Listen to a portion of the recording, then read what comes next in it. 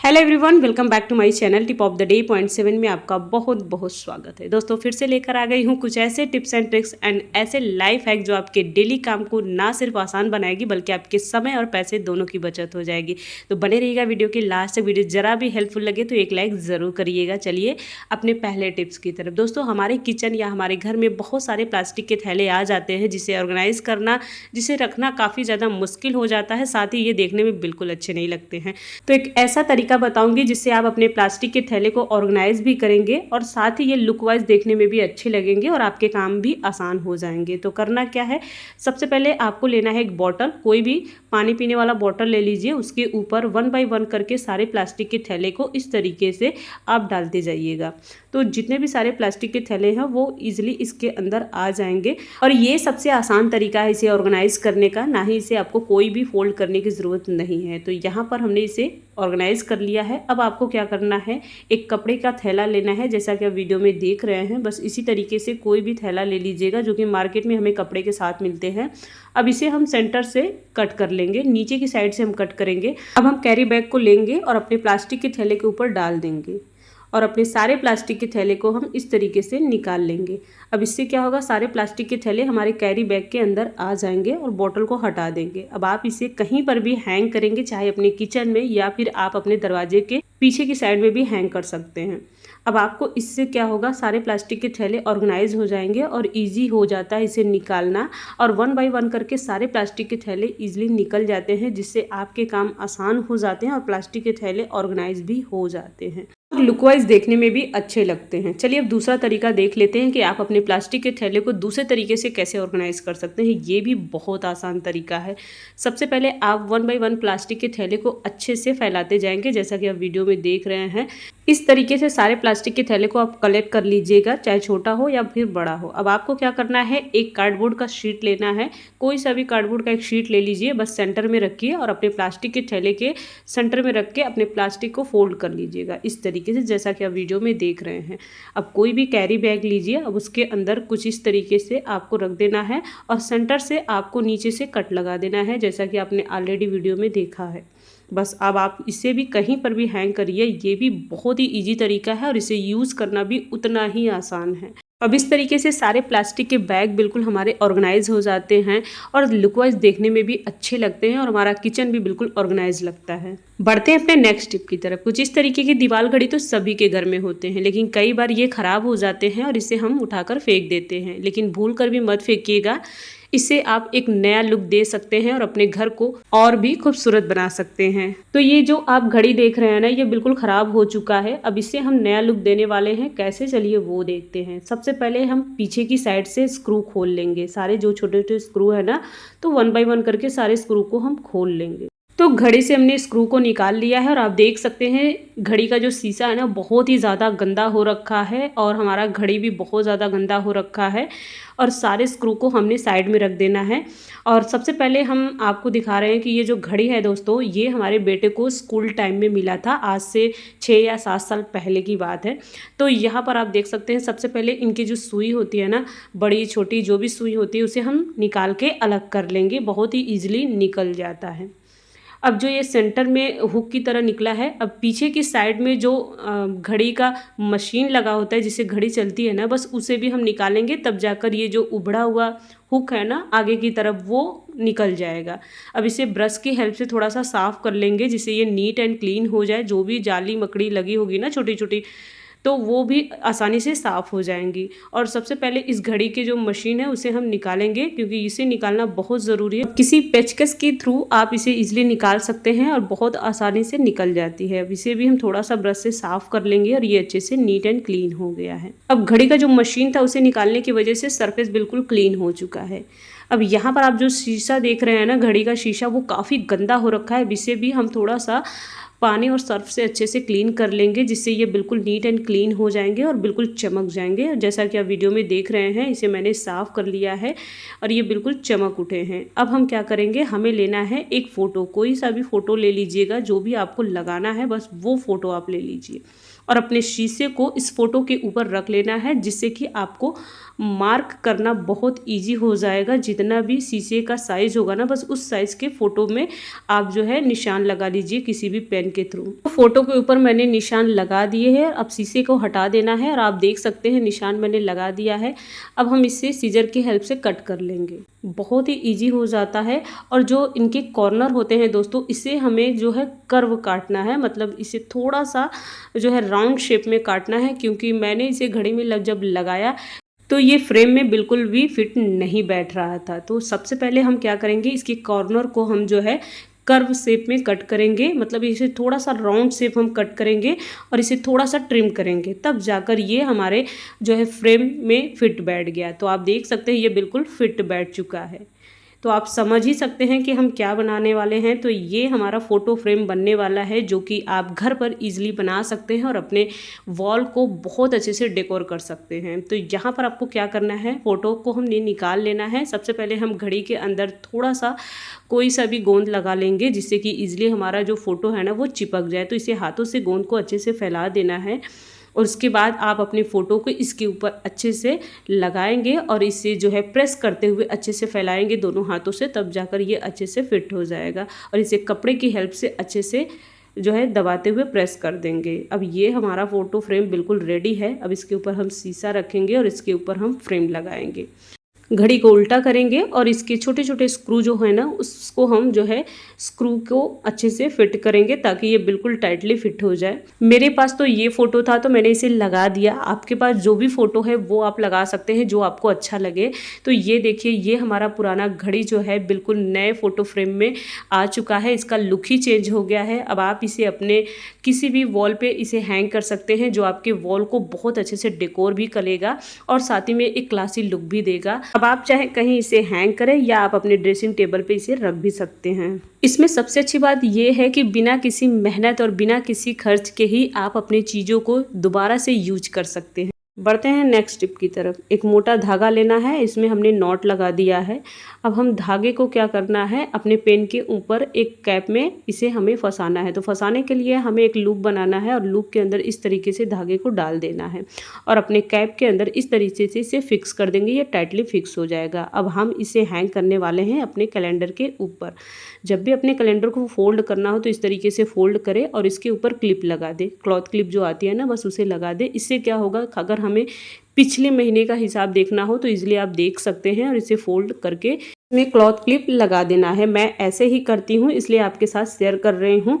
और जब भी हमें हिसाब करना होता है या पेन से हमें कुछ लिखना होता है तो हम पेन को बार बार इधर उधर ढूंढते रहते हैं। इसलिए मैंने इसे एक हैंगिंग पेन की तरह यूज़ किया है, जिसे अब जब चाहें तब आप इसे यूज कर सकते हैं और आपको ढूंढने की भी ज़रूरत नहीं पड़ेगी। तो इस तरीके से आप अपने पेन को यूज भी कर सकते हैं और अपने टाइम को भी बचा सकते हैं। नेक्स्ट टिप हमारे फ्रिज को लेकर है। कई बार ऐसा होता है कि फ्रिज को यूज़ करते करते काफ़ी ज़्यादा टाइम हो जाता है, जिससे कि हमारा जो फ्रिज है ना वो पुराना हो जाता है। और जब ये पुराना हो जाता है तो इससे हमारा जो फ्रिज है वो ठंडा नहीं हो पाता है। और ये ठंडा क्यों नहीं होता है कि इनके जो डोर होते हैं ना वो ढीले हो जाते हैं, इनके जो रबर है वो ढीले हो जाते हैं, जिससे कि एयर ठंडा नहीं हो पाता है और ये बाहर की तरफ लीक करता है। तो इसे कैसे चेक करेंगे कि आपका जो फ्रिज है वो टाइट है या नहीं, चलिए वो बताते हैं। सबसे पहले आपको एक पेपर लेना है और इसके पेपर को अपने फ्रिज के डोर में फंसा देना है। और डोर को बंद करने के बाद अपने पेपर को आप जब खींचेंगे इजली ये नहीं निकलेगा, तब समझिएगा कि आपका जो डोर है ना वो अच्छे से वर्क कर रहा है, रबर अभी ढीला नहीं हुआ है। बट अगर आपका जो पेपर है वो इजीली निकल जा रहा है एक ही बार में बिना प्रेस किए, तब आप समझिएगा आपका जो डोर का रबर है ना वो ढीला हो चुका है, इसे चेंज करने की ज़रूरत है। तो इस तरीके से आप चेक कर सकते हैं। नेक्स्ट टिप हमारे मिठाई के डब्बों को लेकर है। दोस्तों कुछ इस तरीके के मिठाई के डब्बे हमारे घर में अक्सर आ ही जाते हैं, क्योंकि तीज त्यौहार का टाइम होता है तो वो आना ही होता है। तो इसके लिए इसे फेंकने की बजाय इसे आप छोटे मोटे चीज़ों को यूज कर सकते हैं जो आपकी ज़रूरतों के हिसाब से हो। तो यहाँ पर आपको क्या करना है, मिठाई के जो डब्बे का कैप होता है ना, बस उसे आप इस तरीके से जो है कि मार्क कर लेंगे, निशान लगा लेंगे। और निशान लगाने के बाद इसे 4 पार्ट में हम कट कर लेंगे कुछ इस तरीके से। अब कट करने के बाद आप अपने मिठाई के जो डब्बे हैं ना, बस उसमें इस तरीके से आपको लगाना है। अब ये कंपार्टमेंट की तरह काम करेगा। इसे अलग अलग कंपार्ट की तरह यूज कर सकते हैं और अगर ज़रूरत पड़े तो इसे ट्रिम करके आप लगा सकते हैं, क्योंकि जो मिठाई के डब्बे का जो कैप होता है ना थोड़ा बड़ा होता है, बड़े साइज़ में होता है, तब जाकर ये कवर होता है।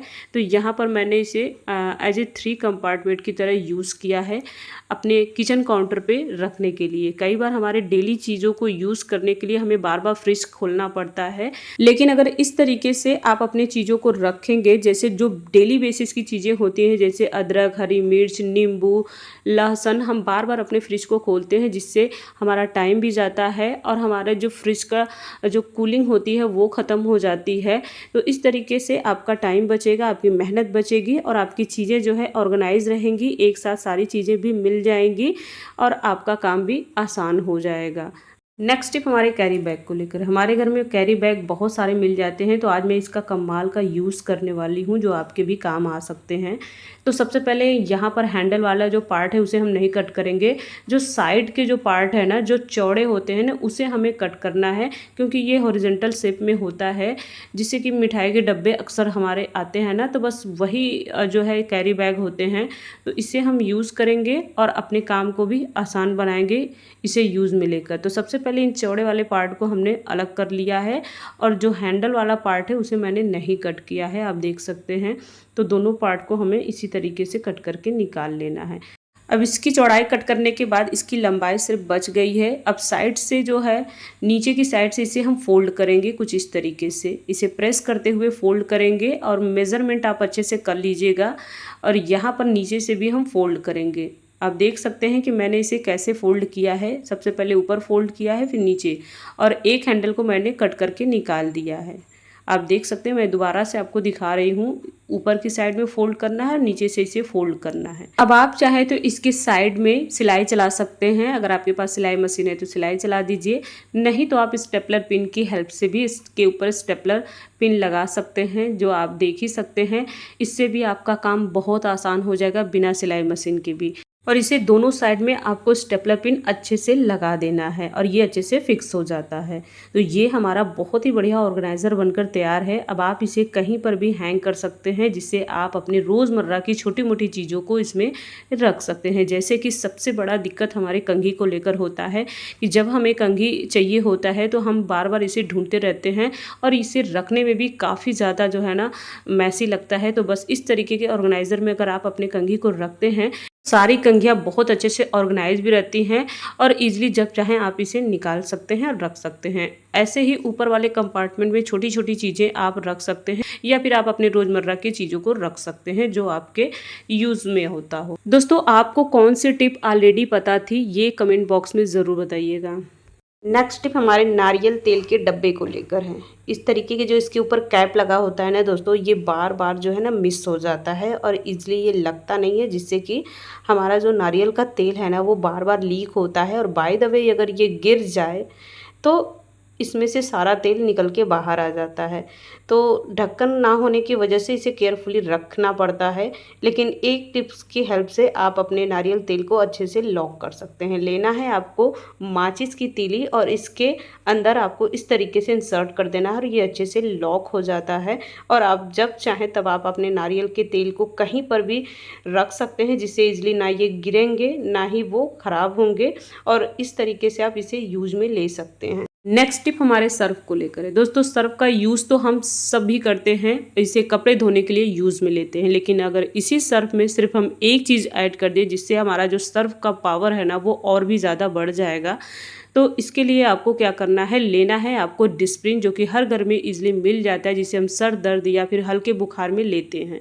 तो यहाँ पर मैंने डिस्प्रिन की ही गोली ली है, आपको डिस्प्रिन ही लेना है, इस बात का ध्यान रखिएगा। और ये मात्र 1 रुपये में मिल जाता है आपको एक गोली।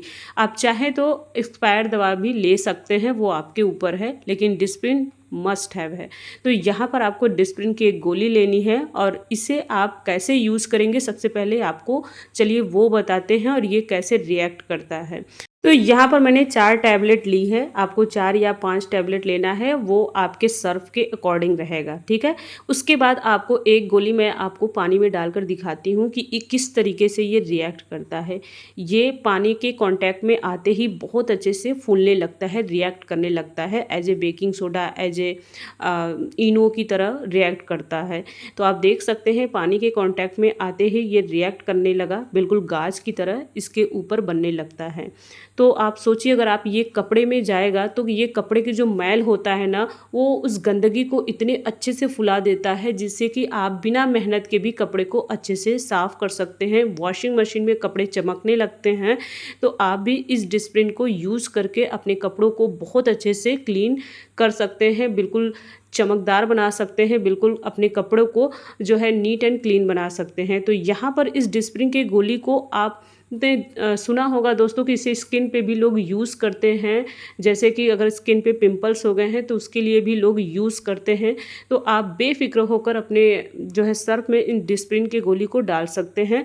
अदरवाइज़ आप चाहें तो जो है अगर आपके घर में एक्सपायरी दवा है उसे भी आप ले सकते हैं। तो मैंने यहाँ पर 1-2 गोली एक्सपायरी भी ली है और इसे आपको अच्छे से कूट कर इसे पाउडर के फॉर्म में लेना है। तो इसे अच्छे से मैंने पीस लिया है। अब इसे हम अपने सर्फ में डाल लेंगे और इसे अच्छे से मिक्स कर लेंगे। आपको अलग से पानी में डालने की ज़रूरत नहीं है, अपने सर्फ में ही यूज कर सकते हैं। अगर आप फुली ऑटोमेटिक मशीन का यूज़ करते हैं तो आप बोलेंगे कि सर्फ का यूज़ कैसे करें।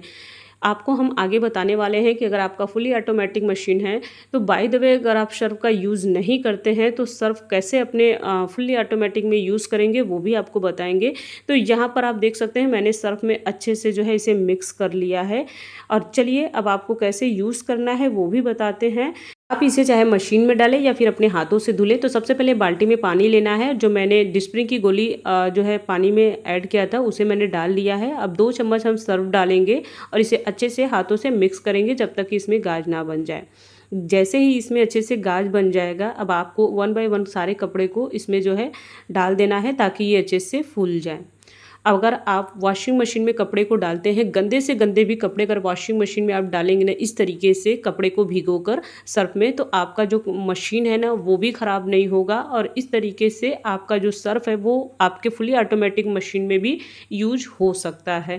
तो कपड़े को 1 घंटा या आधे घंटे पहले आप जो है अच्छे से सोक कर लें, तब जाकर आप इसे वॉशिंग मशीन में यूज़ करें, जिससे आपके कपड़े बहुत अच्छे से साफ़ हो जाएंगे बिना किसी मेहनत के। तो मैं तो इसे अपने वॉशिंग मशीन में यूज़ करने वाली हूँ, हाथों से मैं बिल्कुल नहीं धुलूंगी और कपड़े हमारे बिल्कुल चमचमा जाएंगे। तो दोस्तों वीडियो जरा भी हेल्पफुल लगे तो चैनल को लाइक शेयर सब्सक्राइब जरूर करिएगा। मिलते हैं कुछ ऐसे ही टिप्स एंड ट्रिक के साथ नेक्स्ट वीडियो में, तब तक के लिए राधे राधे।